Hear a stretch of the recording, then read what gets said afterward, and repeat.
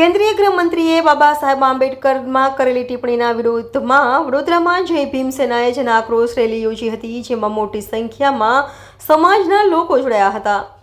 વડોદરામાં કેન્દ્રીય ગૃહમંત્રી અમિત શાહના વિરોધમાં જય ભીમ સેનાએ રવિવારે જન આક્રોશ રેલી યોજી હતી। ભગતસિંહ ચોક ખાતેથી લઈ કમાટી બાગ ખાતે બાબા સાહેબ આંબેડકર વૃક્ષ ખાતે રેલીનું સમાપન કરશે। રેલીમાં મોટી સંખ્યામાં એસટી સમાજના લોકો જોડાયા હતા। ભારત રત્ન બાબા સાહેબ આંબેડકરની છબી તેમજ બેનર પોસ્ટર સાથે રેલી યોજાઈ હતી।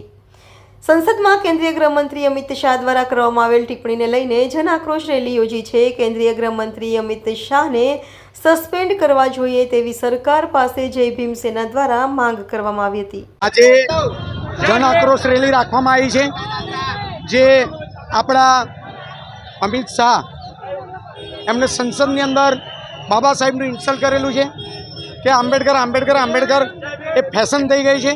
એટલી વાર ભગવાનનું નામ લીધું હોત તો 7 વાર સ્વર્ગમાં જવાત। તો ભાઈ કોઈએ તમને રોક્યા નથી, તમે સ્વર્ગમાં જઈ શકો છો।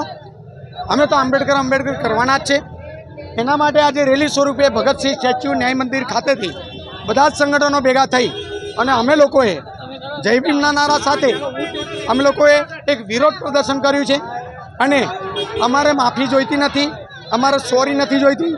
અમિત શાહને ડાયરેક્ટ ત્યાંથી સસ્પેન્ડ કરવામાં આવે, પાર્ટીમાંથી બેદખલ કરવામાં આવે। તેવા આવા લોકો જ્યારે બેસશે તો દેશનું શું બોલું કરશે? જેને સંવિધાનના રચિતા હોય અને બાબા સાહેબે બંધારણ લખ્યું હોય અને દેશ બંધારણના લીધે ચાલતો હોય અને એનું અપમાન અમારા જેવા ભીમ યોદ્ધાઓ સહન નહીં કરી શકે।